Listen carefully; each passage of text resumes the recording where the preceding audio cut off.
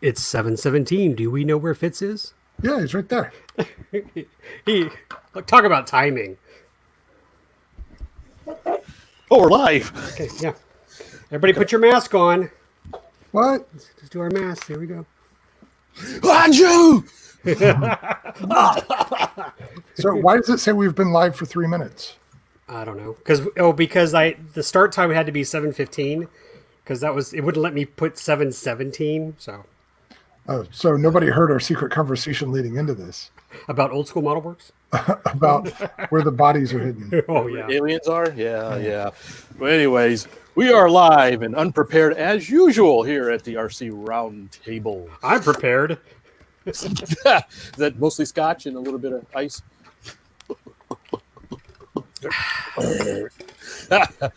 Texas tea. Texas tea. So you're drinking oil. Yeah, lots of lots of vodka, little tea. Well, everybody, I guess let everybody join in on the fun. I see people have popped in already. All two of them. Mark and Tony. Well, if we were going to pick 2 people to join us, they would be at the top of the list. Yes, it's quality. And the knees go to, so I could, Oh, there we go. I don't see. Have you seen their new stuff? Their new stuff? Are they posted on Instagram?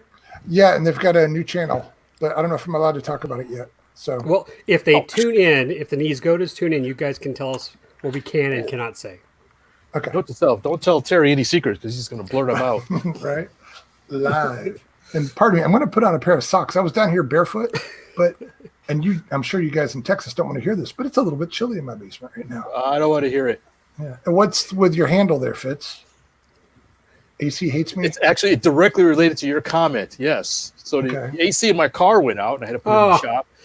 And then the AC, my upstairs AC, also went out in my house. Didn't you just get new AC in your house? Did you just get a new Yes, I did. The Yes, downstairs. it's like 3 months old. And the new one went out. New one went out. Yes. Oh no. And now, it was making some weird noise, and it wasn't really cooling anymore. Get the AC guy out, goes, "Yeah, your compressor's out. We got to get the part." Oh boy. So, Well, I assume it's still under warranty. Yes. Even the labor warranty at that point. Yeah.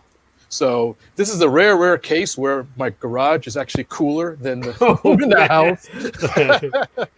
Fortunately, it's just the upstairs. So downstairs is fine, but upstairs is a little warm.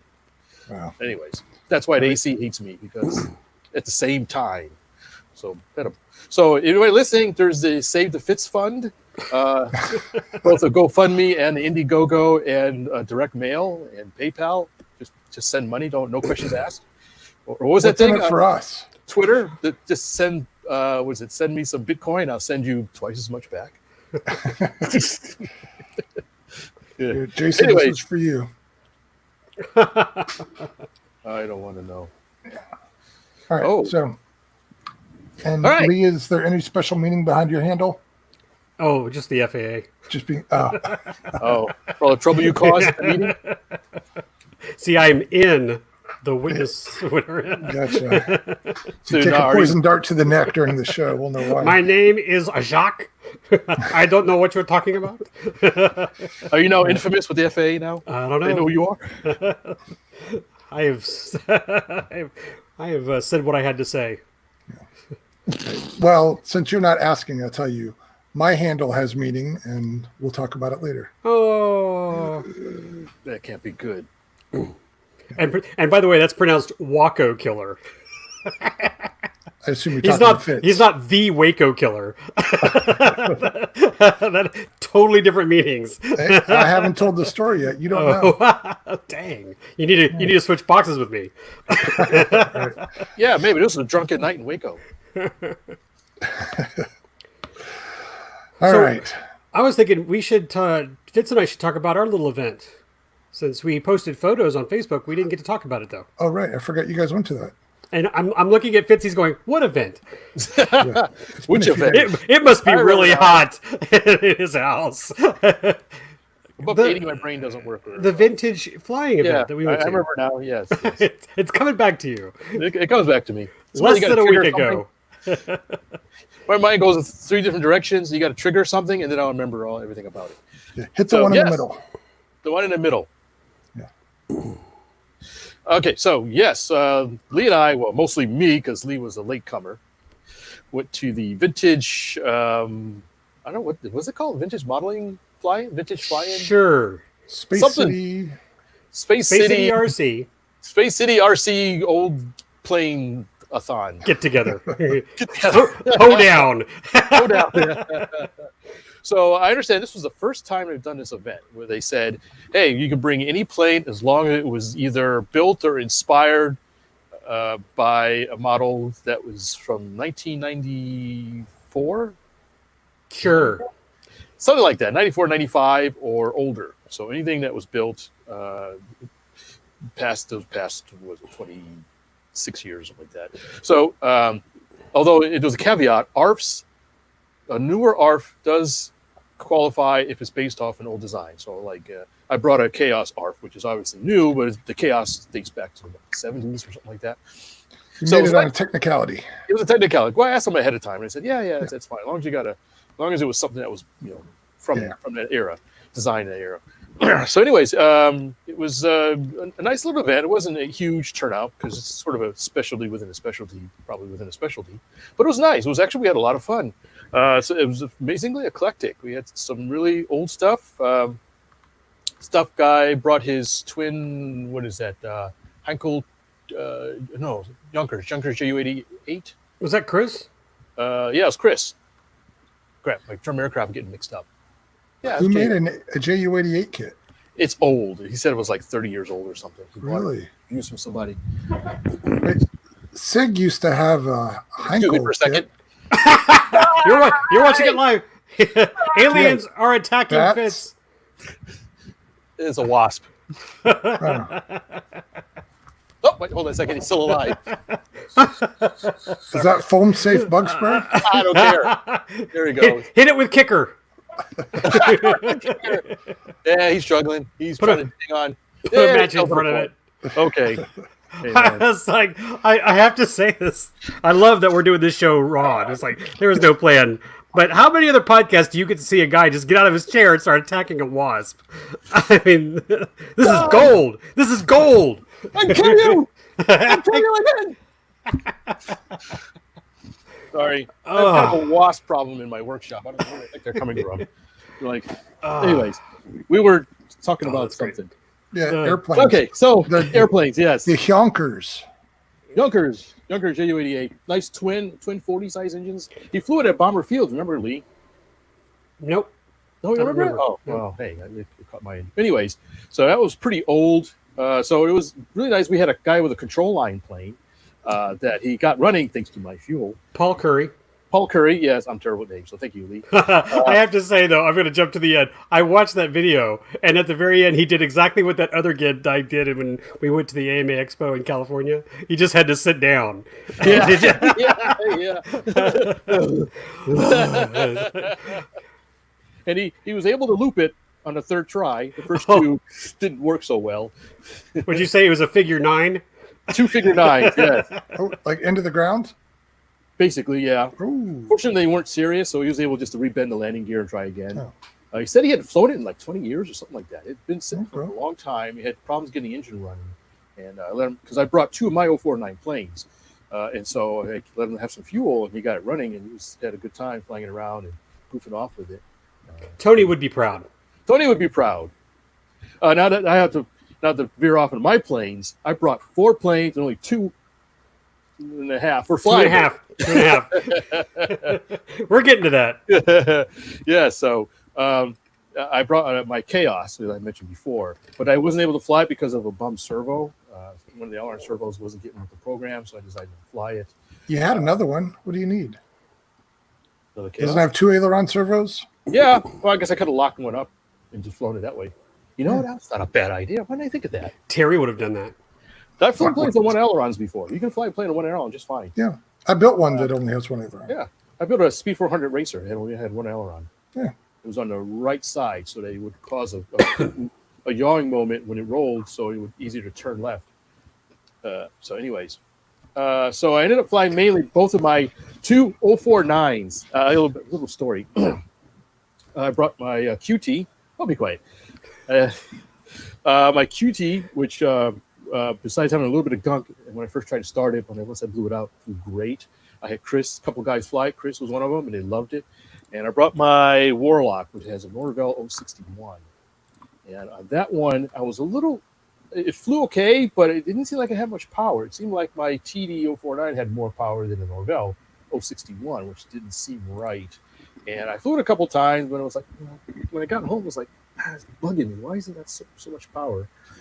So I went online real quick to see what props people are using, because I thought I propped it right.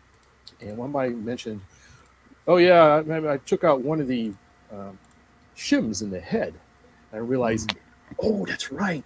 I left both shims in the head specifically when I was breaking it in, so I wouldn't over rev it to kind of keep it mild. And so I took the head off. Lo and behold, yeah, there's 2 shims in there. So what I did is I ran it and tacked it before I took the shims out. Then I took the shim out and then put it back together and tacked it again. And I picked up like 1,600 RPM. Wow. Yeah, it was a big difference. And we're just talking a couple thousandths of an inch, right? Yeah, I think it's like 4,000ths of an inch each shim, something like that. Huh. So it would have made a big difference, and you can definitely hear it. So I need to take it out. I might do that this weekend. Take it out again and run it and see how it flies. Because the plane itself flies really nice. It just needed more power. The first couple of hand launches were really hairy because I couldn't take it off in the grass. It was too long. So, and I changed the prop, which helped a little bit. But now without the shim, and I had a carb that was loose too. And I had he had everything going for him. I had everything going for me. It was like a bad day. I'm surprised I flew anything. So I ended up putting a new O-ring in the carburetor, courtesy of Ace Hardware, and so I tightened it up. So I'm really looking forward. I think I will do that this weekend, fly it again, see how it works. So anyways, it was I'll let Lee talk about it a little bit too, but we could talk about our little experiment. But it was a nice little event. I hope they do it again. I think they said they're going to do it again next year. For what it was, I had a good time, a lot of fun, very low stress, and what did I do with it? I think I brought it inside. I won an award. I won second place. Where is it? I think it's over here. Give me 2 seconds. Our friend George won a prize too. Do you remember his award? Did he disappear?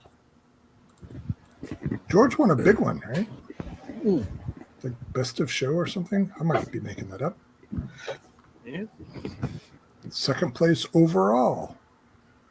All right. Which airplane? Actually, for 2 airplanes, for both of my 049s.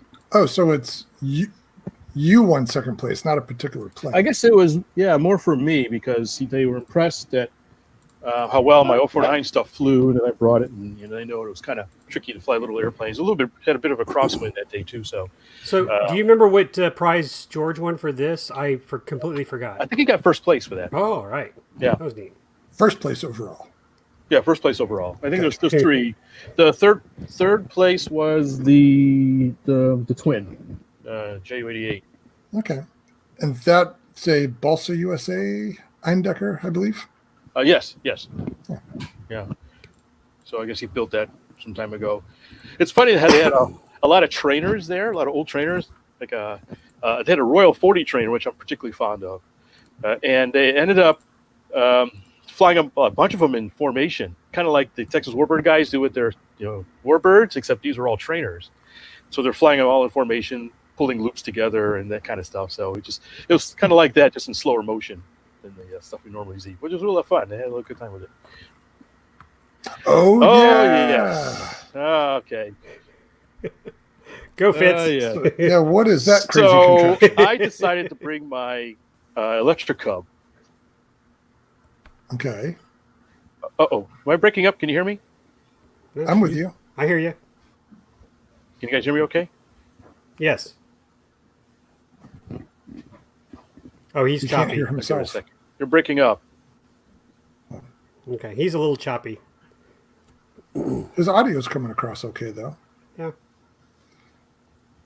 Fitz, you with us? Give me a second to let it work itself out in a second. The wasps are in the Wi-Fi now. The wasps are getting into the Wi-Fi. They're chewing on the cable. Hello, Fitz. We see you. We hear you. Now he's pulling a me. Hello? Can you hear me? Mm-hmm. We're probably frozen. What if I can disconnect him and have him come back? I'm going to text him. Lee, why don't you start talking about the Tri-Cub? Yeah, what if I can remove him from the thing? There we go. We don't need Fitz. So He's just a pretty face.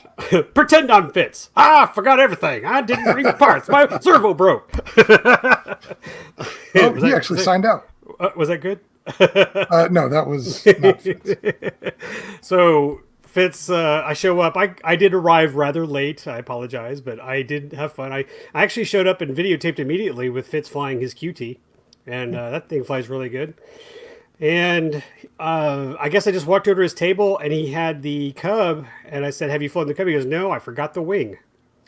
and boy, my little. Do you remember the scene in The Grinch where he had an awful, terrible idea? You know, the little part where he gets the grin and it curls really big. That was me. I was like, "Well, Fitz, I have my electric Cub. I have my twin. You want to try to pull it together?" And we were like, "Let's do it." I mean, no hesitation. Let's do it. So I went over, grabbed my wing, and it fit perfectly. I mean, Right, it's let me great. pause you. Oh, is he back? Yeah, he needs you to click the little button. Add to stream. Is he back? Yes. There he is. Did you live reboot? and in Back. color. No, it just reconnected. I think it just hit the Wi-Fi hiccups every once in a while. Just be patient. Okay, well, Lee has taken over, so Yeah, I heard about the last 2 minutes. I've been waiting. Go ahead.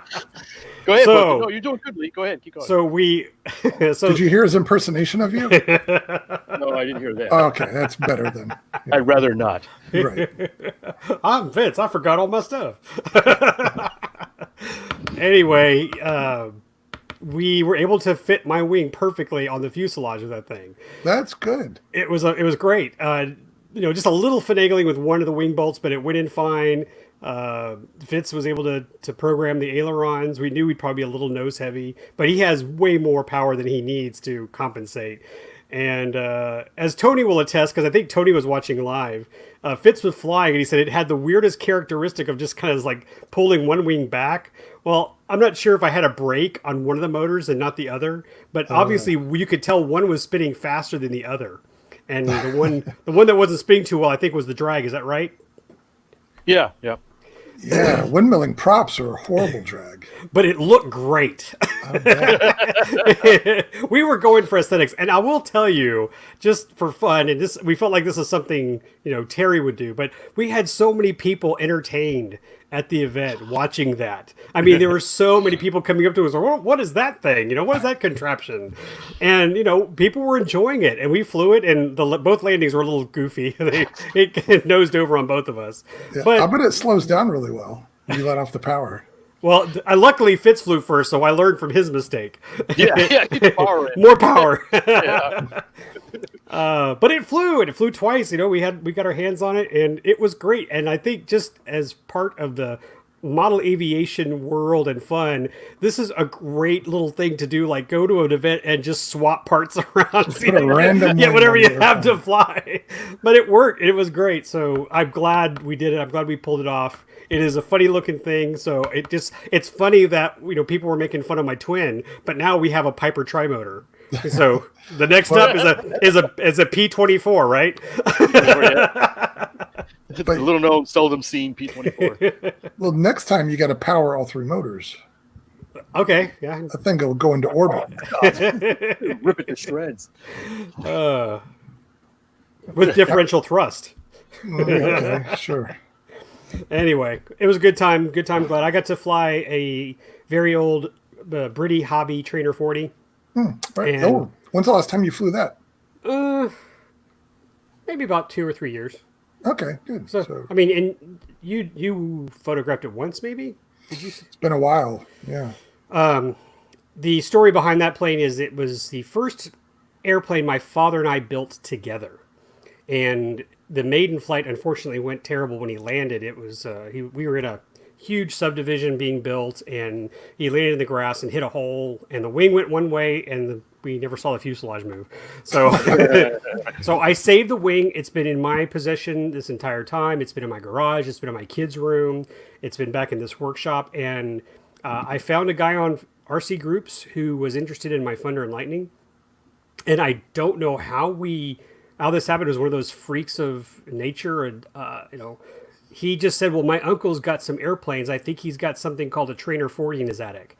And he showed me the photos, and the guy had the manual. It's a Brady Hobby Trader 40. He had the fuselage. It was unfinished. The wing was terrible. I was like, all I need is the fuselage. So I have a build thread in RC groups on the Phoenix rising from the ashes, and I flew it. And The Lazarus plane. there you go, Lazarus. Well, yeah, I guess so. Two different body parts, though. More Frankensteinish, I guess. And, for me, being that I'm very sentimental in the hobby, this is something that belonged to my dad and I'm just glad I got to fly it. I'll tell you, my first flight on that thing when I took it out to my club was just pure joy. And it was amazing to fly. I never got my hands on it, so this was amazing. I wouldn't call it a trainer, though. It really is more intermediate because it's a symmetrical wing. There's very little dihedral, and it's sporty. And it's a hands-on aircraft. So when I brought it to the event, I had a lot of people complimenting on how well it flew. It's a great flying plane. Flies on a 4S 4000, and I can fly a good 6-7 minutes with one full pack, and it's great. So, cool. And thank you, Fitz. Here we go. I gotta turn things around and apologize. I just meant to fly a couple times because I did get there late, but Fitz had his spaghetti Medusa charging cable. Every possible 101 adapters on it. So he did charge. He did charge my battery for me, so I got one more flight in before I had to leave. So anyway, that's our little fun project. That's our mini plywood overcast. It's a distinctive trainer because when you pull, I was flying or something. Yeah, I was having the other guy. I was out in the field doing something at the flight line, and you came out with it. And the guy was like, "What is that?" And I was looking at it. I was like, no idea. I wasn't familiar with it. It's a distinctive looking plane. Well, I find that I had 2 or 3 people comment on the tail, and I don't think anything of it because it's just a simple tail. But the rudder is further forward. The rudder actually turns in front of the elevator, so it is a little weird. Kind of like a Corsair. Yeah. And hey, by the way, Steve just popped in. We were talking about you earlier, Steve, so we might have to follow up with Terry. Might ask you some questions. Who else is here? I'm just checking in. Buck. I was reading some of their comments. But anyway, fun time. Thanks for meeting me out there, Fitz. And yeah, glad you were able to make it out. Got some flying in. Yeah, so that was good. Well, thanks, guys, at the Space City RC Club for holding the event. It's a very nice, unique event. I like that. And speaking of events, I think I'll pull this up real quick. Just a quick shout out. I can't make it, but at the Livingston RC Club, and pulling up the flyer right now, the Texas Warbird Thunder Clan is currently up there, and I've got a short story to tell you. There's the flyer. The Summer Sizzle. They ain't kidding. Don't put anything on the ground that you don't want them to see melt. So they're having a big event. They've actually been out there for a couple of days. So check it out. It's this weekend, so you got to do it now. However, I've got to show you a photo. Let me shimmy back over to my... There we go. Did you see that? I think I saw that on the social media stuff. Is that a new plane? That's our buddy Jim McWilliams. He built this beautiful B-17. I've been watching him post photos on his Facebook page, and he brought it to Livingston this week, and sadly, it is no more. Oh, no. Yeah, I'm very sad. Hey, George is here. George just chimed in. So George, I think, also posted, there are some people trying to look for parts for this. But do we have any post-mortem? No, I can show you what. It's just sad. Any idea what happened? I don't want to show it. They just said he got out of hand and lost control. So don't know if it was CG related or radio, but I mean, there's no video. Just my friend Randy Larson with Texas Warbird Thunder. We can be the TMZ of podcasts. Have a camera in his face. Chicken camera in the face. Oh my gosh, TMZ of our podcast. Anyway. I just want to, but I'm just shouting out to Jim. Jim, I know you've been working hard. I actually talked with Jim at Randy's Hobbies several months ago before this whole COVID thing, and I know he was getting parts for it, and I was like, I can't wait to see that at Bomber. It was going to be one of the biggest B-17s, that had been out there, and look at that thing. I'm not zooming in, but it's beautiful, and it crushed me to hear that he lost it at the Livingston event. Was it a maiden? Yeah, I think it was a maiden. I didn't see any other pictures of it flying, so I think it was its maiden flight.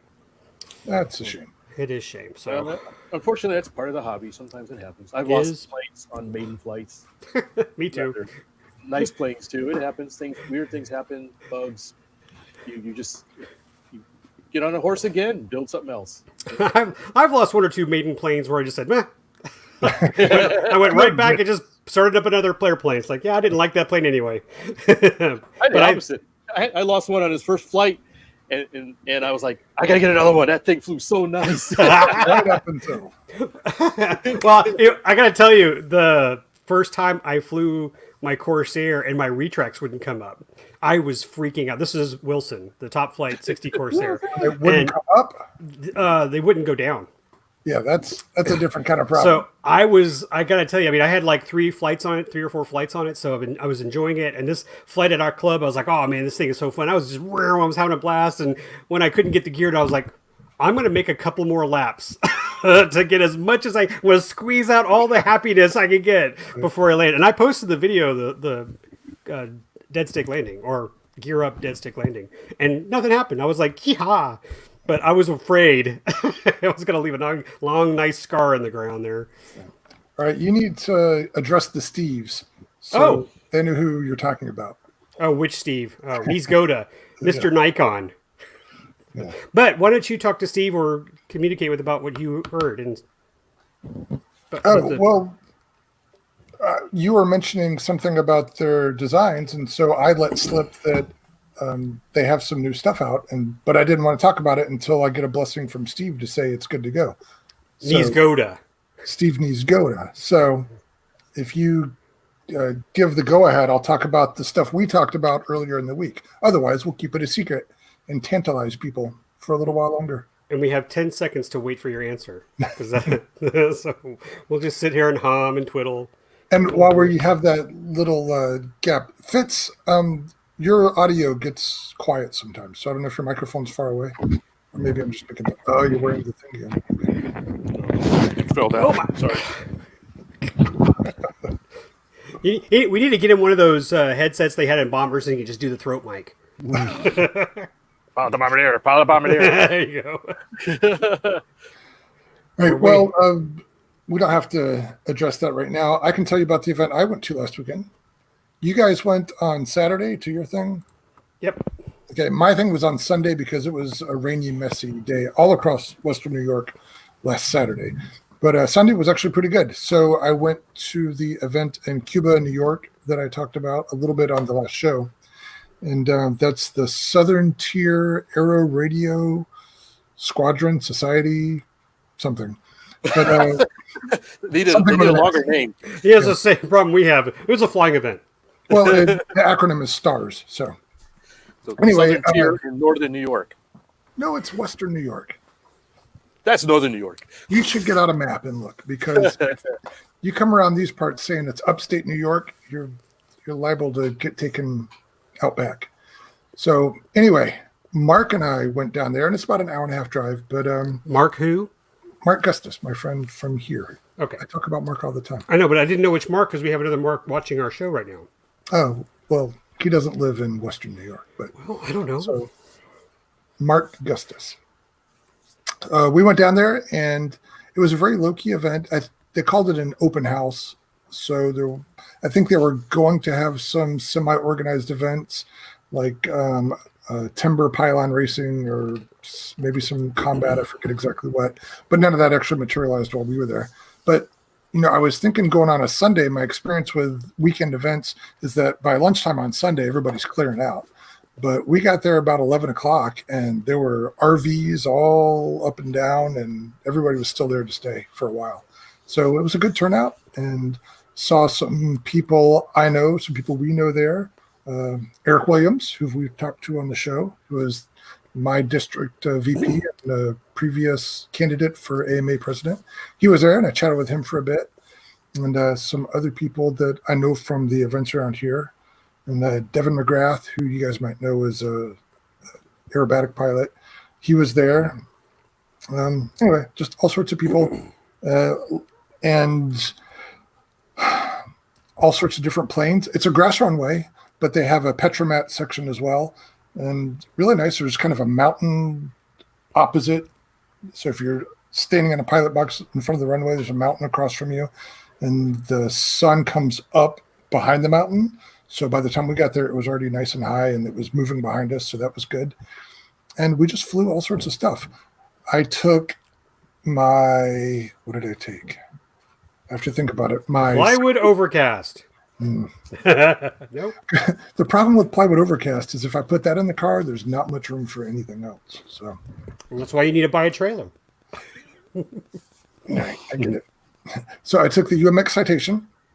I have to glance around to remember. Oh, I took the new wing, the 1951 Flying Wing. Oh, yeah. Yeah, I took that. I took the X-Wing. You guys know my X-Wing fighter? Yep. The one you were given. Yep, that's the one by Adam Woodworth. So we took that, and I took my Yin Yang. And so those were the. She did. Every time you say that, Fitz giggles, man. He cannot. I get it.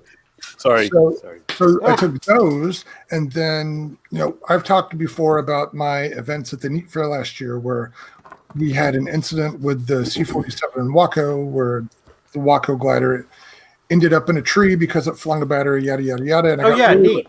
Because the wind blew it out of the tree, but the tow rope that was still attached stopped it from hitting the ground, so it had almost no damage. Remember all that? Yeah. So I got a wild hair that morning that I was going to this event. I'm like, oh, I should take the C-47 in the Waco. I haven't touched this stuff since bringing it home from Neat Fair last year. I brought it in and just put it on the shelf and figured I'd fix it later. And so with like an hour and a half before I'm supposed to leave, I decided to get this stuff going. And the C-47 was good. All I had to do was charge a battery for that. The Waco had, I forget exactly what it had. But it was pretty minor stuff. I had to redo the attachment for the battery, and I had lost the battery it needs. So I had to get a new battery for it. I had to redo the CG. I had to do some mending on the nose, but really minor stuff. And so I kind of slapped all that together and gave it a quick check, and everything seemed good.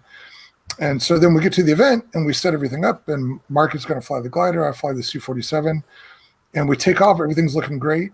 And, of course, when I'm flying the tow plane, all I can see is the tow plane. And so everything's going great. And we go to make that first turn. I hear lots of oohs and ahs. And Mark's like, uh-oh. And the Waco was doing rolls in the air. Not fast rolls, but a complete roll while it's under tow.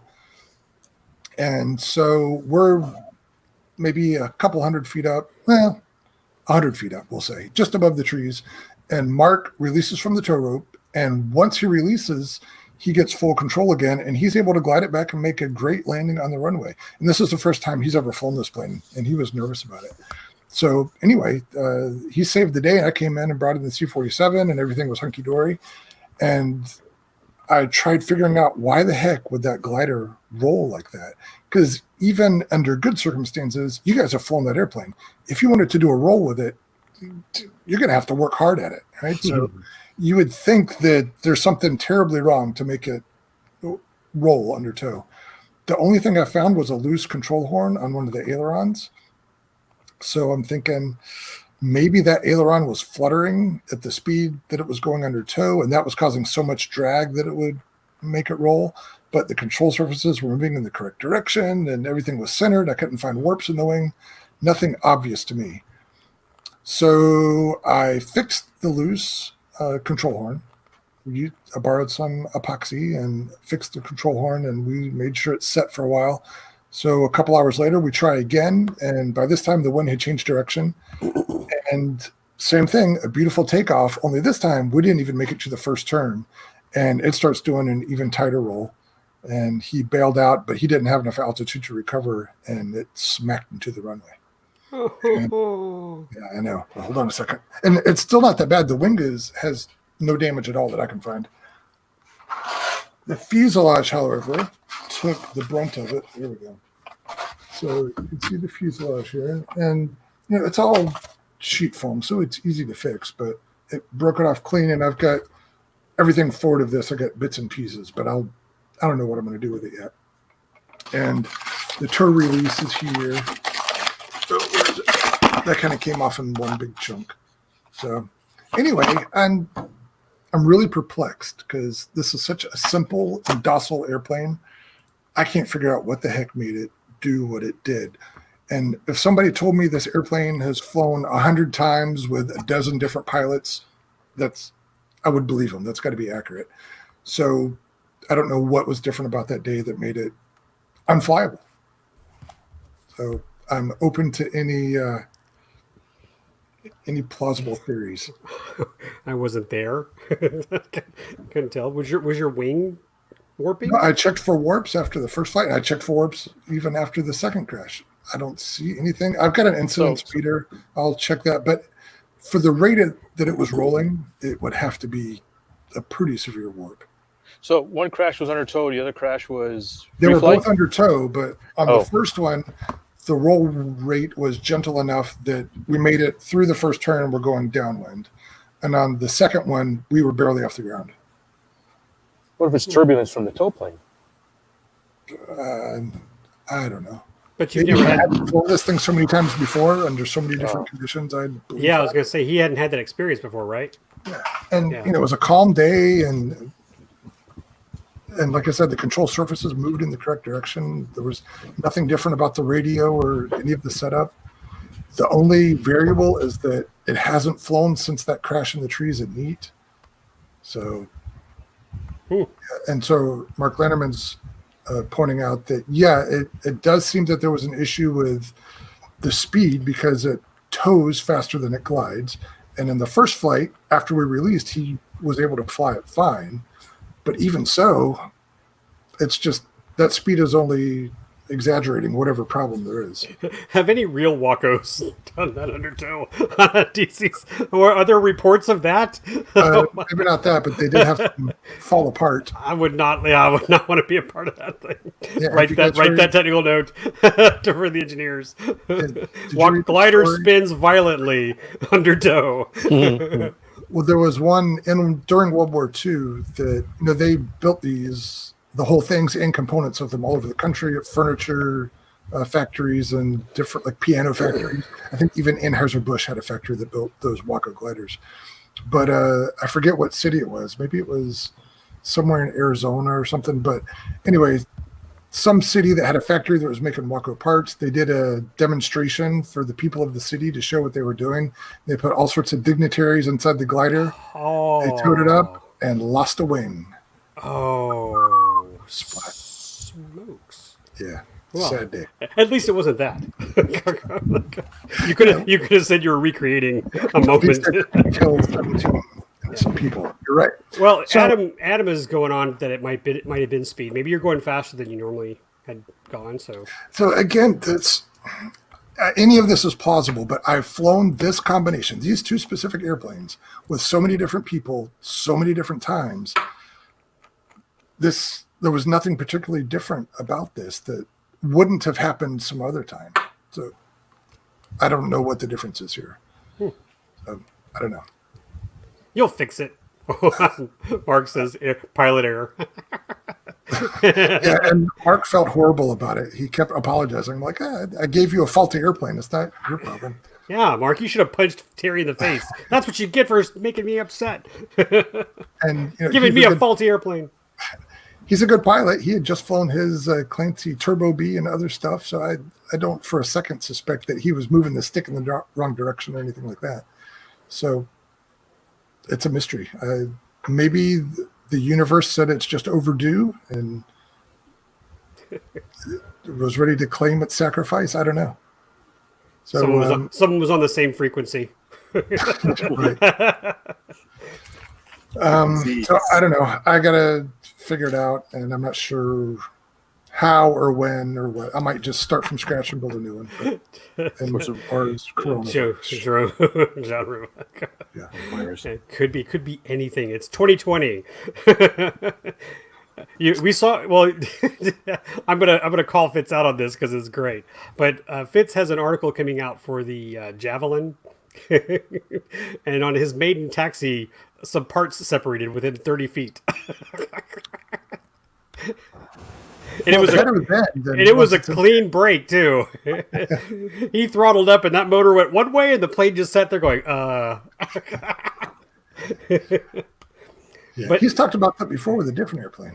Oh man, that was great. Yeah, it needs to be a common thing somewhat.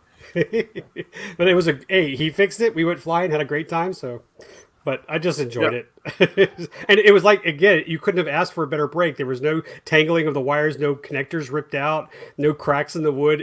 I'm not gonna. I know you didn't do this, but it's as if he never glued it. I mean, it just it slid right off. Yeah. And it went down the runway.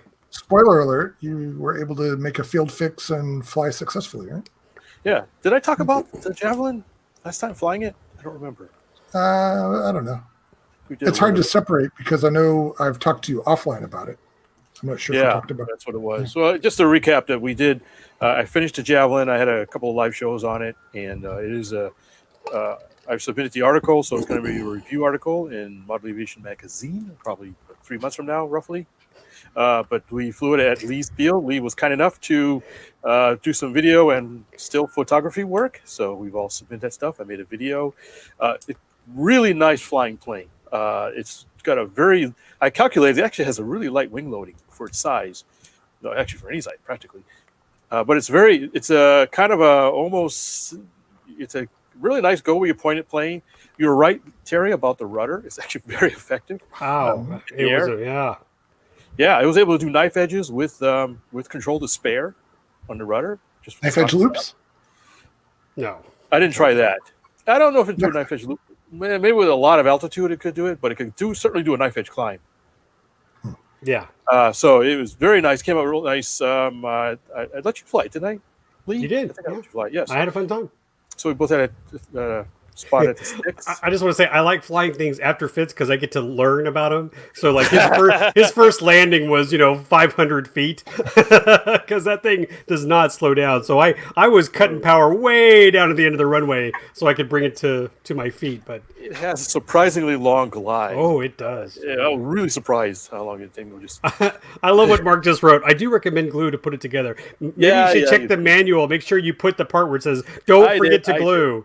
I made a note about the motor mount in the article. So we could talk offline, Mark, if you want to, about what happened. But anyways, so it is a very nice plane. It is the Old School Model Works Javelin. Mark from Old School Model Works is in the chat.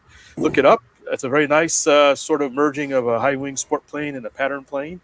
Very nice. Went together actually pretty quickly. Very well engineered. I was quite amazed at the amount of time that Mark must have put into engineering of the plane. When you got that many lightning holes in the wing ribs, you spent some time on design. Yeah. We recommend you build. Sorry, when he was on the show, his mom gets all of those circular pieces. Although I guess in the kit they're still there, right? You have to cut them out. Yeah, well, you had to punch them out. Well, I got some of the other stuff. I had a whole box full of them. I just threw them away like the other day. I was like, what am I gonna do with these stupid little round things? So I got rid of them all. But there was a lot of little discs, little balsa discs for something you could have probably They're made. handy. I use them for like doubling up places if I insert like a carbon fiber rod as a wing strut or something. I use them all the time. Really? Maybe I should save them. I think Especially the light fly ones. I think they're still in a trash can here. Don't Somewhere down here. Yeah, hold on. Yeah, these little. If you can see them. Can you? So maybe I'll keep a few. I'm going to give you a sneak peek, guys. I see your balsa and I raise you like fire. It's for some reason I'm not getting the full resolution on this Dropbox screen, but that's a shot of Fitz making a flyby, a Fitz That's flyby. cool. And with that angle, you really get the impression that its roots trace back to that Aerostar. Remember you talked about that has Yes. the Midwest Aerostar. Yeah, Aerostar, yeah, very angular look to it, and I like that. I like that kind of angular look. It's a little more. Looks like it's a little more classy than Aerostar, I guess, especially the wing. It's tapered and stuff like that.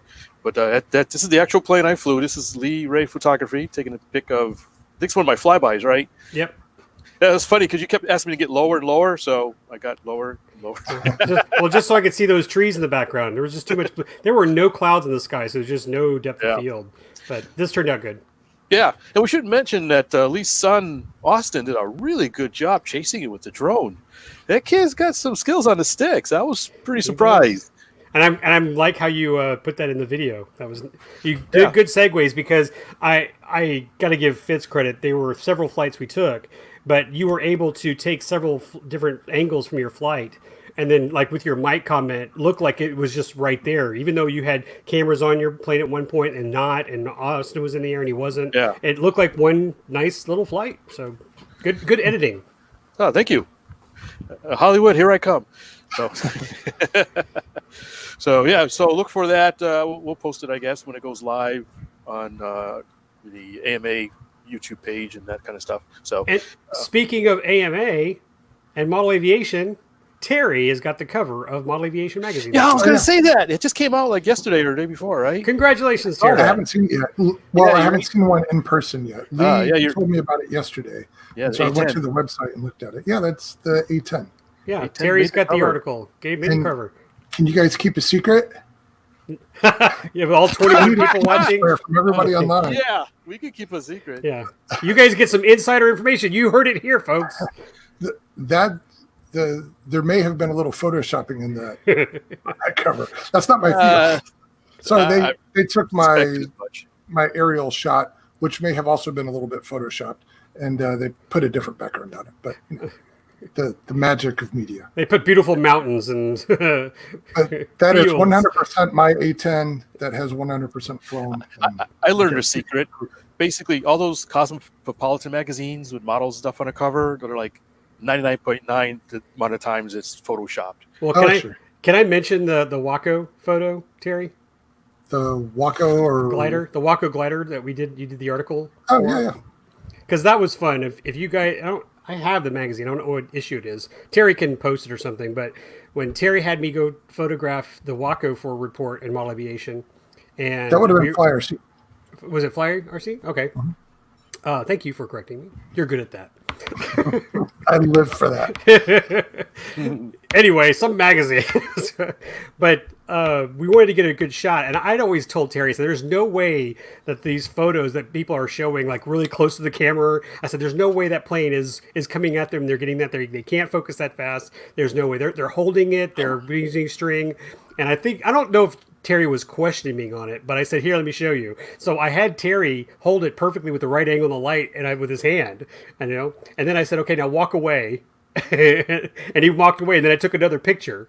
And so all I did was Photoshop his hand out, and it looks perfect. It looks exactly like those photos. Because I think I remember, like right before your article was a photo of the duet, the E-Flight duet, the twin. Because you also did an article on that one too, right? And I just remember the cover of that photo was like, there is no way that someone took that photo that close, that angle, that someone was holding it. There's string that they're just hanging, they're spinning the props, long exposure. But it turned out great because, when I saw the magazine, I was like, it looks like it's flying right there. But I know Terry's hand's right there. Well, in my mind, that sort of special effects is fine as long as you've actually flown the airplane. So I remember when I was writing for RC Report several years ago, the editor and owner, Gordon, was telling me that there was some scandal years before that people were doing reviews of airplanes and staging the photos having never actually flown them. Oh. So all the content in the article is BS that they were making up. That's not cool. Yeah. So that is.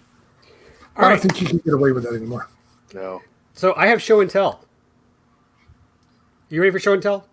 Sure. I don't know. If you insist. It's my turn to take the camera. You ready? Got a drum Wait, roll? hold on. Build the drama. I'm reading Rex's post. Rex, sorry for your loss, buddy. Night vapor at night. Night vapor. Wow.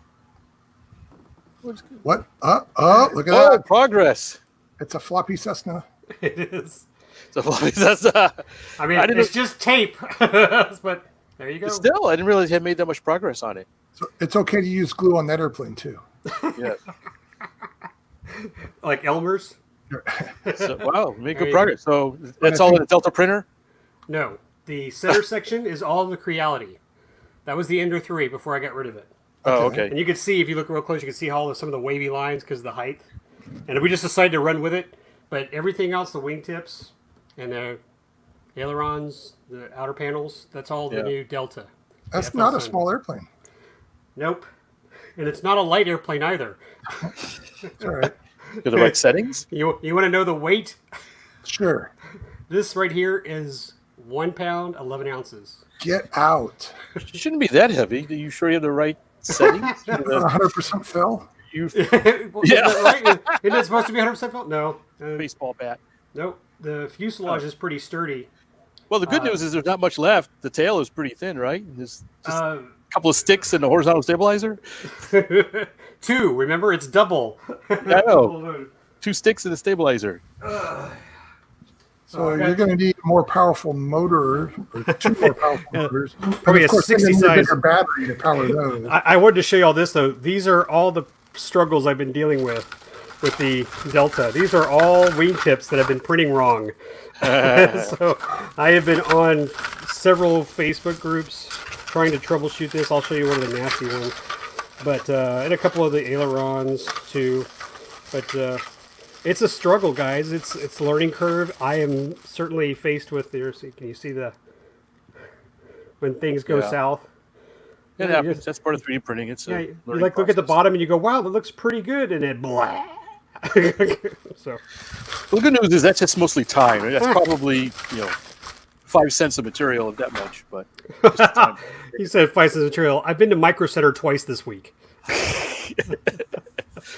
Hey, Microsoft has good prices on filament, so Well, I know because I've been buying it. Did you get a good wingtip yet? I do. Those 2 right there are great, and I'll do a quick update. I know we don't want to talk too much 3D printing because Terry will have that anvil fall on his head. yes, we do. No, there's no anvil this time. Terry Shamari, he hasn't put it together yet, so he can't talk. I don't know if I can reach this piece. All right, so I have been getting better results from the Delta. It's definitely a lot of slicing issues. Again, trying Slices and dices. This is slicing issues, and the Delta's got some quirks that my Creality didn't have. But I mean, I got a nice print here. Fitz can appreciate that. Look how nice that turned out. That's one of the Is tail. that a boom part? This is a boom part. This is one of the booms, and also there's a little hole that's made in there for a push rod. Oh, So there's actually a shaft in there. But I have some ghosting, Fitz. I don't know if you can see it in the video. stringing, you mean? Ghosting, where it does a side and it kind of warbles out the. Anyway, it's minor. If I had to, this piece right here is airworthy. It has a problem on the leading edge, the little zits. Did I talk to you about that, Fitz? My head, when it's traveling, it has these brief pauses at random intervals, but only on the leading edge. Like within a certain area, the leading edge, where it'll travel and it'll just halt for just a second and then keep moving, but the filament's still oozing out. So I got these little tiny zits. Well, I've been troubleshooting with some guys, and one guy just said, just push that wall speed down really slow to like 20 millimeters a second. Well, if you're a 3D printing person, you're printing at 20 millimeters a second, you might as well go buy a plane because that's very, very slow. I mean, that's terribly slow. In fact, Deltas are known to be printing at 80, 90 millimeters a second. So I did that, and the zits disappeared. And so one guy's thinking it's a slicer issue with the calculation on the curve that's too much for the processor, which is either bogging down the processor or something, causing it to halt or slow down, burp, and that's leaving that filament. So we're trying to figure out what calculation or setting that we can, try to have it catch up or something. Well, working on it, but you guys saw the fuselage. Progress. I've just printing the other boom right now. How long do you think it takes to print one of these pieces, Fitz? Oh, well, it's pretty tall. It's probably about 5 hours, maybe. 5, Okay, 6 hours? I'm glad you said that because this is a 4-hour print Okay, yeah, with being at 20 millimeters a second, yeah, that's about right. and it's got very little infill. It's only 3%. So Wait. John- It has infill. Yeah, 3%. It has infill. It'll crush.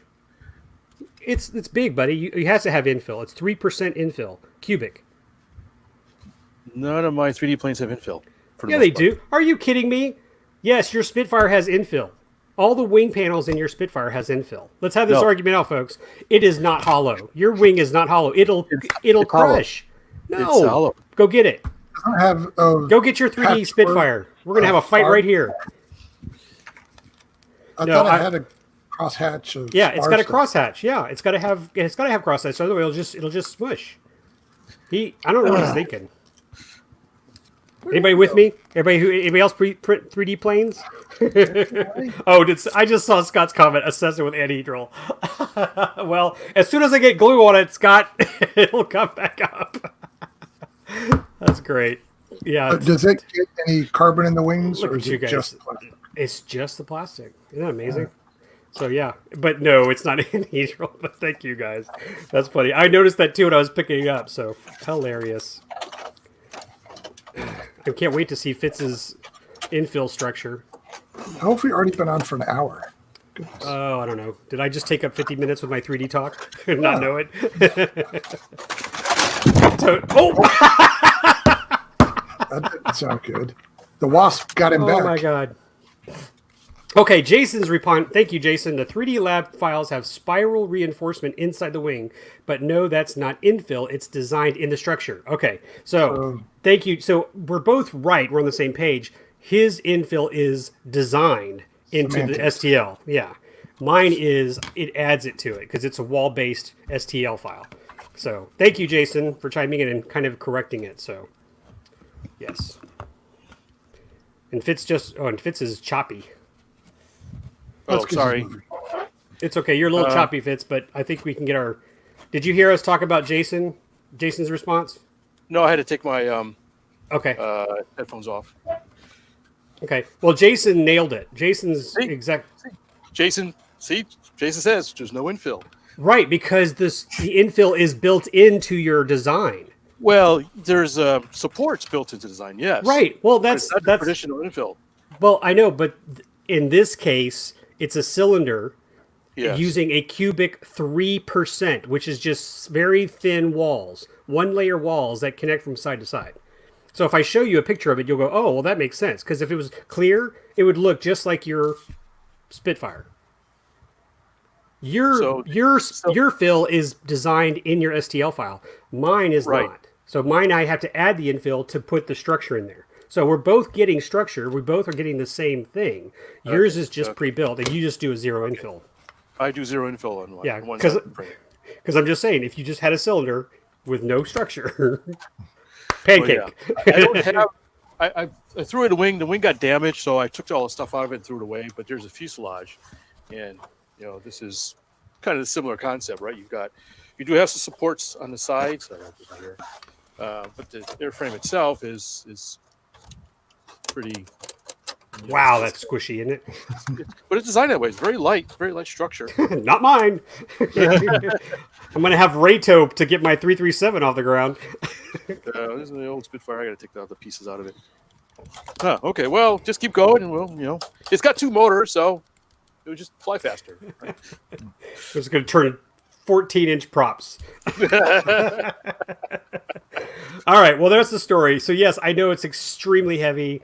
I did these in 2 wall layers because these are the main structure to hold the tail. So that's the only 2 pieces. Everything in the tail will be 1 wall layers. And again, I think I've found the profile. So maybe in a week or 2, I'll have a neat one. So let's see what Jason has to say here. Fitz has done. Yeah, exactly. Yep. Same page. Yes, here's Flix's. Okay. I will say that's on your tail, and forgive me because I'm completely lost at explaining this, but does the elevator actually fit inside like a groove like this, or is it just like butted like this with a hinge? It's butted with a hinge. It's like CA hinges. Yeah. All right. Well, if I pull off one of my wings, which was not hard, This is the 3D lab print Spitfire. I will show you Or maybe this. it's my first 3D print plane I ever flew. Yeah, pretty good. I actually going to build all my control surfaces white PLA. it's going to be very ugly, but it's a pocket. Does it have a piano hinge kind of thing? Yeah, there's a little. I don't know if you see the hole, Yeah. but you put it right there, and it's nice. And trying to get the camera there. Isn't that nice? Nice little Yeah, cool. build there.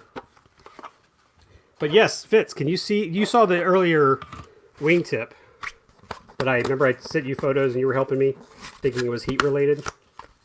Remember? Look how nice that turned out. Purdy. Fitz is dead. I don't know if you can see, but anyway, this is the best results I've had in several days. Cool. Okay, no more 3D printing. Okay, I'm back. Talk. What was the question? Where's If my you money? could be Never any mind. type of tree. All right, I've got a new question then for Fitz since he's back. And we don't have to answer it now. We can postpone it till another time. But you have a new airplane. Is he with us? He's with us. Yeah. You have a new expensive airplane Could you be more specific? Oh. Yes. that burns a different type of fuel. Is it nearby? Yeah. Show and tell day. All right, hold on. Let me see if I can switch cameras. Oh, he's getting all fancy. Yeah. See, So I didn't for- know Fitz was better than us, but he is. Oh, look at that. Smart Oh, pants. hey, it works. All right. There's the external camera. Wide angle. Look at him Wide rubbing angle. his hands. Here we go. Lee's Okay. 337. Nothing. Nothing on finally. this. So this is the dangers of going into your local hobby store. This let me- was Let me give you full Okay. screen here. There you go. It's all yours. It's your show.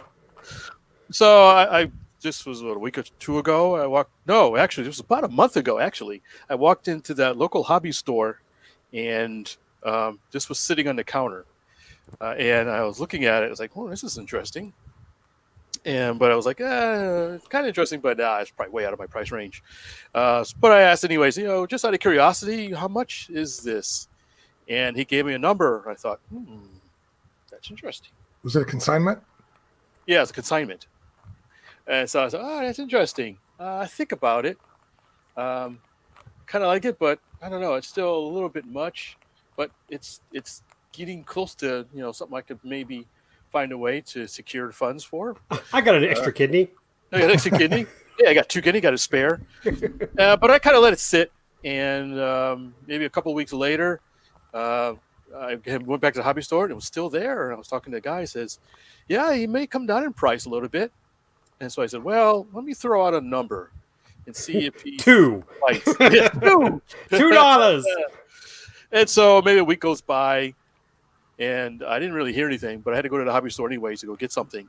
And I go to the hobby store, and the guy's like, "Oh, I was just looking up your number to try to call you." The guy accepted the offer. Was this at Samano's? Yeah, Samano's hobby store. If you know Samano's in your South Houston, stop by. So Mike Samano's a great guy. He's really been really good to me. Fun little shop. Fun little shop. He's got a lot of stuff in there.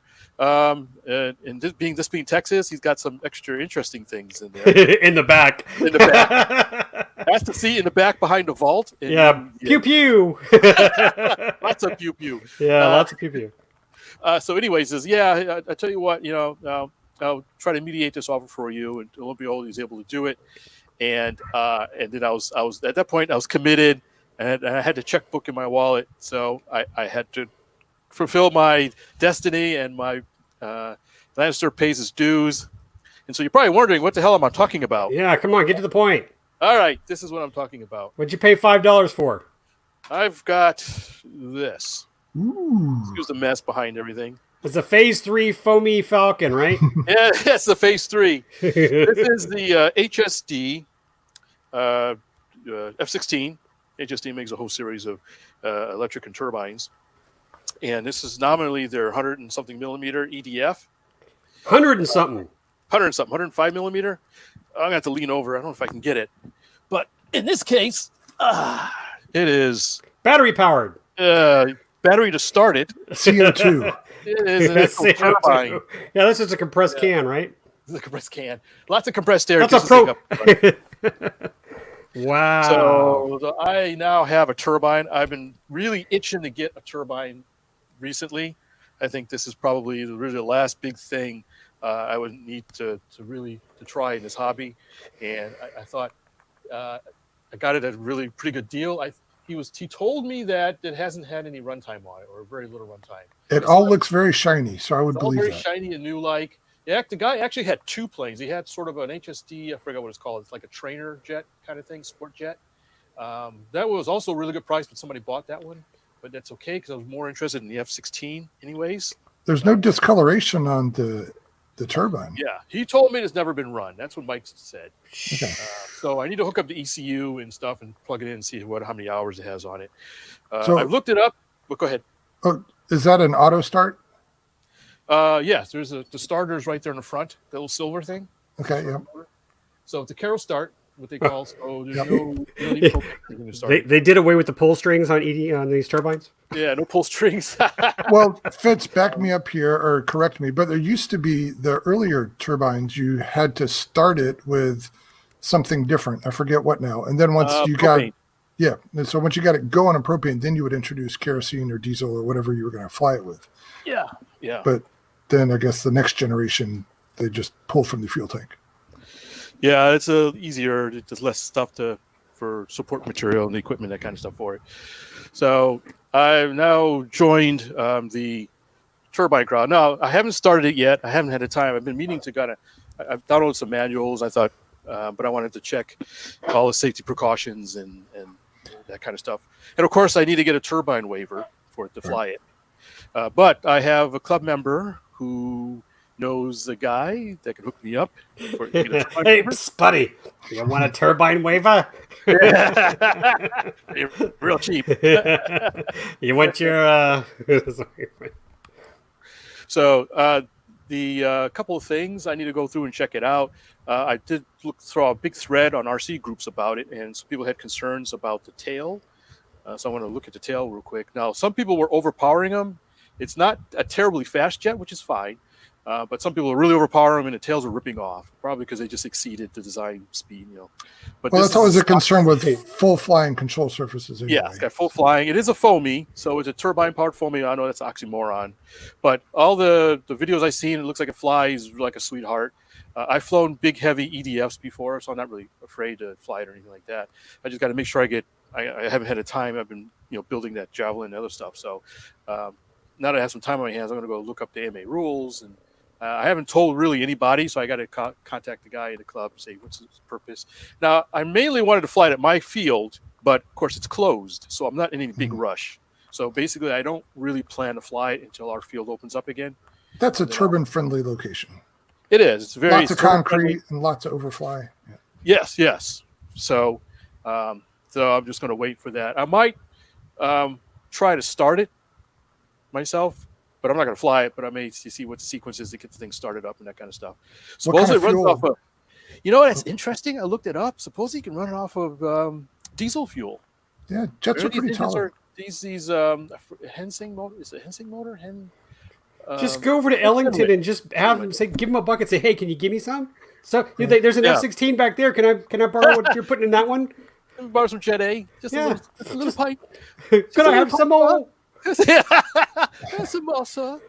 Back in the transition from jets or from propellers to jets in full scale in the, I guess, late 40s and up to the mid 50s, with like the B-36 planes that had the piston engines and also jets on them, the jets typically just burned avgas. They pulled from the same tank. Yeah. So, that's nice. Left a big smoke trail, but they would burn it. Turbines, the concept of turbines are actually very fuel friendly. If it burns, you can generally get it to run. Some, of course, lots of fuel run better than others, but they tend not to be as picky as other types of stuff. We go get some moonshine. So I see the stuff in the chat. Thanks, guys. I appreciate the comments. I thought I saw somewhere that Tony had flown some turbines, and he was saying kerosene at Home Depot. Really? Pullman fuel too, right? Camping fuel. I thought that was for gassers. And I need to look it up. I think you have to add lubricant to the fuel, if I'm not mistaken, as well. You're talking about the external tank. Yeah, I'll probably get an external tank for it. I see guys do that. They'll start it up, put an external tank on the wing as they taxi out. Just before they take off, they rip off the external tank and they go fly. Yeah, they burn a lot of gas or fuel. Yeah, this is not known for flying very long on fuel. I think it's got like a 5-minute flight on its tank that it has in there, or something like that. But I'm really excited. Really happy. Cox 049 turbine jet. Not the same amount of flight time. Hey, use the flight Cox. Whatever. EDFs too. You got 3-4 minutes and you're done, so it's not a big deal. It's mainly just for the sound of it and the kind of the. Well, it means you're prepared for the short flight time. Yeah. So it's not a problem. So I'm really happy, and that was you guys saw the picture I had in the car. Say, hey, look at what I got, and it wasn't the EDF. So not that I'm going to give up EDFs. This is just sort of a grand experiment. So to speak. You heard it here, folks. And I mentioned the GoFundMe and the fake. Oh yeah, the Kickstarter. Yeah. So I'd like to eat this week. So if you can send me some money. Jeez. Mm-hmm. So, give a quick lowdown of how you protect a foam airframe from a fire-breathing engine. So there is an exhaust tube. There's a metal tube, and it's separated by air for the most part from around the fuselage. When I look into it, there is a piece of wood at the very end that holds the tailpipe in position. Okay, it's kind of an insulator. It's insulated. Wood X is a very good insulator. So there's a little bit of aluminum foil kind of around the engine compartment area on the inside, but there is a sort of a honeycomb tailpipe that goes throughout the rear. So all the heat is dissipated through the air. So I presume some airflow over around the pipe as you're flying as well. Right. So it's all separate. So yeah, okay, figured it out. It's a heavy lug. That plane is not a lightweight. It's weight probably 20 pounds. You were talking really? about... Yeah. Oh yeah. Well, shoot, my 337 is going to weigh more than that when I'm done. Yeah. I'm going to need to borrow your turbine. Right. So read George's comment. George deals with aviation fuels, so he probably knows what he's talking about. See, somebody said something about turbine oil. Is that what he's talking about? No, George. he's just talking about how similar diesel and jet fuel are. Oh yeah. They are very similar. Yes. Yes. In fact, that was I remember some years ago when they were talking about putting diesel engines in full-size aircraft. They were like Cessna was experimenting with diesel engines and such. And I was talking with I think it was a professor back in Riddle, and he was saying one of the great things about diesel engines in aircraft is in a lot of developed countries, gasoline is not as easy to get as diesel or jet fuel. And so with a diesel engine, you can put jet fuel in it and still run it. So because they're very similar. Right. So anyway, yeah, I'll look up the manual and see what they recommend. I really like to do diesel because it's easy to get, of course. But I'm just curious how it runs because I have other ideas about things. Anyways, so that was my big. Well, I got another jet too. Do you remember Lee? But wait, there's more. Another show and tell. Yeah, we saw that. Yeah. So I put the fan in it the other night, so it's ready to go. I'm going to test flight this weekend. I used the fan I took out of my Mirage, stuck it in there. It was a drop-in fit. It might be a little less power than the stock one, but it should do okay. Is that a proportionally scale wing? I think so. Okay. It looks pretty good. I haven't put a 3-view over it, but it looks pretty good. It looks pretty scale-like. Long fuselage, little wing. Yeah. So I don't know what else to say other than I'll let you guys know when get ready to fly. I'll probably have to take it over to have it looked over by somebody who actually knows what they're doing. You're talking about the turbine? The turbine, yes. Yeah, okay. Yeah. I don't know anything about turbines other than fuel goes in, hot air goes out. And what else is there to know? Money leaves your wallet. Yeah, it wasn't cheap, but it was much cheaper than if I bought everything new. Well, that was going to be my question. You don't have to put a number on it, but you would expect to spend several $1,000s to get started with a turbine. So with all that considered, do you feel like you're in at a good price? Yeah, I think I'm in it for a good price. Okay. I'm really happy with the price I got. It's one of those things that, again, it's not cheap, but it's not a new car kind of expensive like some of those turbines are. Yeah. So, if it rolls over and dies and turns itself into its core components, I won't be that sad. I mean, it'll hurt a little bit, but I won't be like, I'm coming, Elizabeth. Ah! It'll make for a great podcast show. Yeah. Yeah, go ahead. So I might look into doing a short video about it. The process of getting a waiver and starting it up and Do they get to cut the tail of your shirt off when you solo on a turbine? I certainly hope not. I like my shirts. You know what they do when I soloed in a glider? Yeah, No, they dump cold water on you. They don't rip your shirt off. Oh, like you won the big game. Yeah, and they sneak up on you. So you're like, oh yeah, congratulations! All of a sudden, what the hell? Well, maybe your flight school did that, but where I was taking it, they just cut the shirts off, the tails Really? of the shirts off. For gliders? Huh? Maybe just my particular school. Well, I think for any solo, that's tradition. But Yeah. Yeah, normally it's cut the shirt. Yeah, I know for power pilots, you lose your shirt. But anyways. So it'll be interesting to talk to you after because, I know lots of pilots who have or have had turbine-powered planes and some that are like twin turbines. And we're talking a model that's sitting on the runway could very well be a bucket with $20,000 of cash in it. It's pretty much the same thing. And I wonder, is it fun to fly something that's that expensive? And I'm sure it's all relative to how much you have in the bank and just kind of your own personal outlook on that sort of stuff. But for me, I don't think I'd be able to enjoy myself. As impressive as the airplane might be, I don't see that I would ever relax enough to enjoy that experience. It's fun to watch other people fly those things. But after how many flights on that aircraft would you then say to yourself, you got your money's worth? For a $20,000 airplane? Well, first off, are you going to buy a $20,000 airplane? Well, no, but I'm saying people do. It's not an uncommon thing. But they can burn money. They probably do burn money just for fun with their cigar. Those poor people, those bastards, rotten hell. But I'm saying there are people who buy those planes. We saw that guy lose a $12,000 airplane at Bomber like last month, wasn't it? That F-18. Did you see the video? Yes, I did. Yeah, they posted on Texas Warbird Thunder. But this guy, nose straight in. I mean, that thing went nose power on into the ground, man. Yeah. And that thing was gone. I don't know if it was a maiden. I'm not sure, but that thing looked brand spanking new. But there are people that can walk away from that and they go buy another plane. I don't have that kind of money. So I understand what you're saying, Terry. But let's say I found a yellow aircraft P-38. In great condition. Unfortunately, the one I didn't buy that was in New York, and I kicked myself for not doing that. But let's say I found one, it would look great. Guy had 2 flights on it, and it was, he charged me $2,000 or something. And I just finally gave it $2,000. I'd be shaking like a leaf trying to fly that thing. But I'm thinking if I had 50, 60 flights on the thing and I lost it, I'd probably say that was worth every penny. But you're right. For the first 10, 20 flights, I'd be nervous as hell.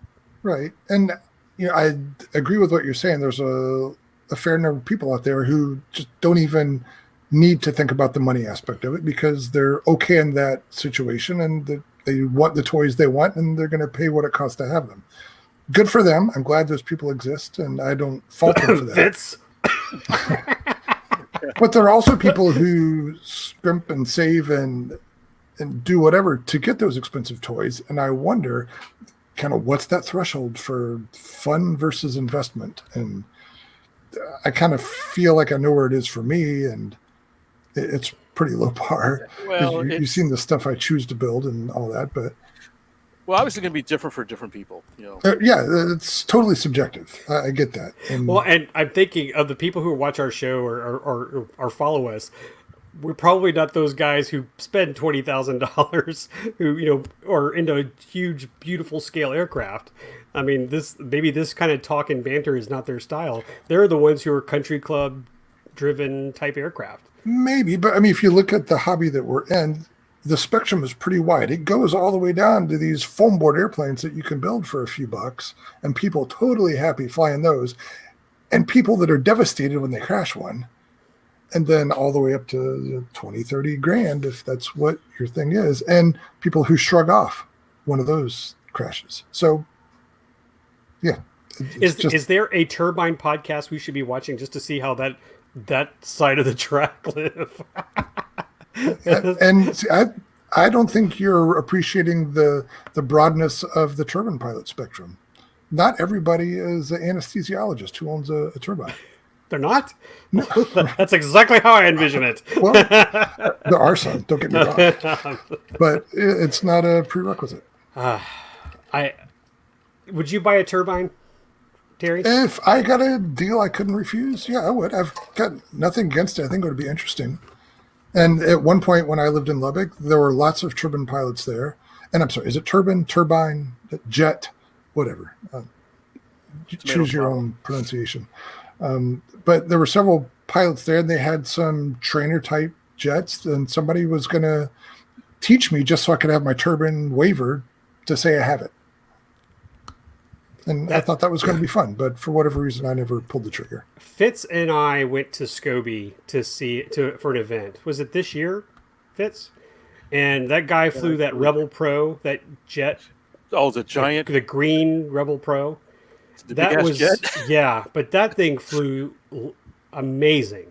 Yeah, it looked like a real sweetheart. I mean, it was almost wrong. It looked like it had ultra stabilization built in because he was just flying as if it was a automated flight. It was amazing, and I enjoyed that flight. I have a video up on it on our YouTube channel, and it's like I'm thinking about that plane. It's like, yeah, that's not really realistic. I mean, as far as a scaled replica thing, it was more of a sporty type plane. It was a sport jet, yeah. But he flew it very slow and stable, so that was appealing.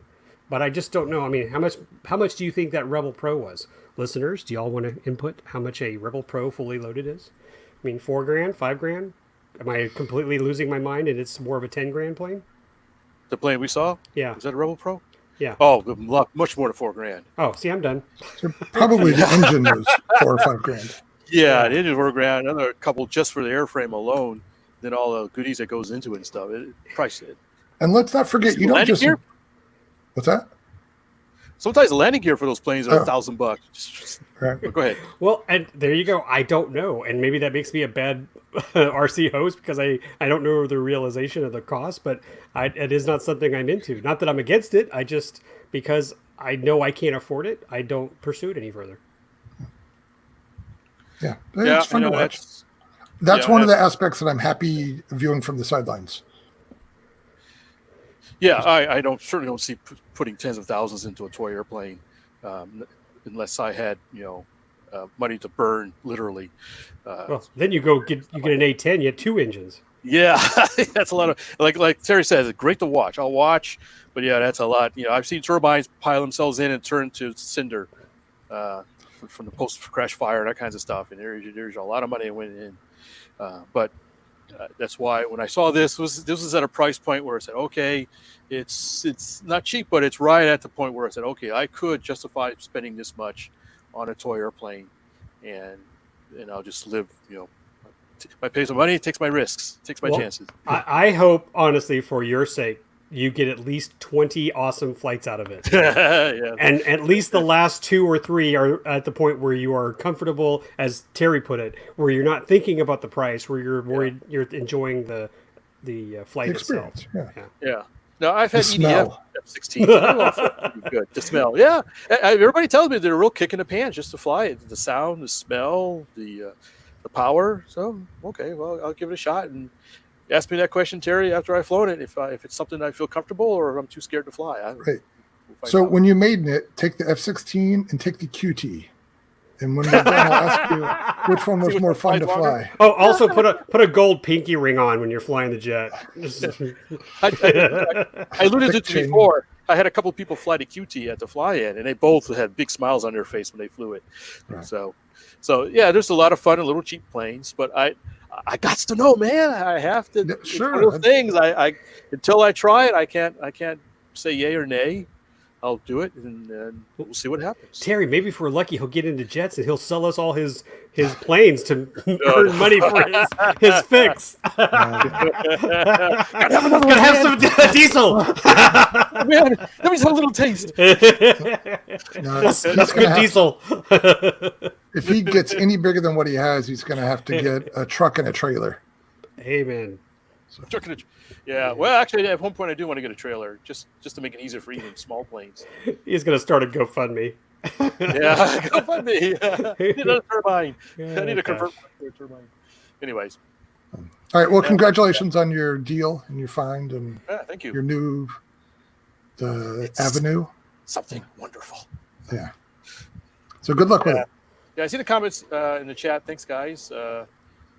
I see some good stuff. Some funny comments. Thanks for you guys sticking around. We got a lot of loyal followers here. Anybody have any questions for us before we wrap things up for a Friday and get you guys out to enjoy your weekend? Is it Friday? Yeah, this week didn't have a feel. No. Did anybody? Had a feel for me, man. I've been waiting for this day all week. Monday night. Where the hell's Friday, man? Fitz, am I seeing you Sunday? Yes, we gotta organize what time you want. I shot to show up, but yes, Sunday sounds like. I think the weather's supposed to be okay, right? Yeah, but I think we'll do the same thing and just wait for that sun to get behind us. Okay, so maybe I won't get there so early. Remind me what you're doing. Nothing. Oh, Nothing? You're planning a surprise party for me. This is great. What time does your flight arrive? We're just. I don't. We're doing stuff and things. Okay. That's it. I have nothing else. I'm going to go check on some parts and try to print a couple more pieces tonight while I sleep. All right. So, is it quiet enough to sleep while that thing's printing? Yeah. The extruder is loud, but once you close the door, you can't hear a thing. Okay. Oh, and there's Steve again. So, Steve, you and I will talk offline, and we'll roll out your super surprise. Yeah, Steve did not give his seal of approval. I saw. Yeah. Mum's the word, Mr. Loose Lip Sync Ships. We were going to torture Terry and force him to tell us, but I'm more of a suggestive hinter than a revealer. So, Scott is CFI. Scott, what's that? National Air Lee Ray has done something. Has been expelled from the AFA for life. No, if anything, I should get a life membership for all the work I did at the symposium. And don't let the door hit you. Did you not read it? I earned my AMA event manager. All right. Congratulations. So you manage an event then? I can manage an awesome party event, yes. All right. Okay. So let's somebody hit the button. Well, Fitz, you can take us home. Press the button, Frank. All right, everybody. Thanks for joining us again on a live show. I think we did pretty good for not knowing what the heck we were going to talk about this time. As usual on our live shows, we just kind of We've done these enough. Yeah, that's kind of a nice thing about the live show. It's not as organized, not as rigidly structured as our regular podcast. Yeah, not like If you've not heard of us, we are RC Roundtable. Go to our website, www.rcroundtable.com for our podcast. We just produced one, and another one's on the pot, ready to be served. Hey, right, yeah, Gary? Can I point that out? We're going to have 3 episodes this week. We had one that we released on, was it Monday? One I was supposed to release earlier today. Sorry, Lee. This one, and so I'll get Lee's special bonus episode out tomorrow. And I think, from my perspective, and I'm sorry to continue this a little bit longer, but if you look at the tagline, it's going to say Lee talks to a drone pilot, and you might not think that's interesting, but it's worth your while to listen to it because Lee has some great things to say, and Vic Moss, the other guy, the counterpoint, I think you guys had a great conversation and brought out some good points. Yeah, so, Fitz, you should tune in and listen to it too. Yeah, I didn't get a chance to listen to it. Is this like firing line? Or you're going to do your Real Buckley impersonation? Anyway, so, yeah, I need to listen to it. Sorry, I've been so busy, but I'll wait for it to go live, and I'll do it so I can listen to it on the way up to see Lee this weekend. Yeah, it's a half hour, so if you can't find that much time in your day, then... Oh, I can find that much time. I'm sure I can. Well, speaking of time, it's time for us to go. Thanks, everybody. Appreciate everybody joining in on the chat and joining us in this live show. Hopefully, we'll do another one at some point. And until next time, guys, any last words before we cut out? Have fun this weekend. Go fly. That's it. Don't fly like my brother. Bye.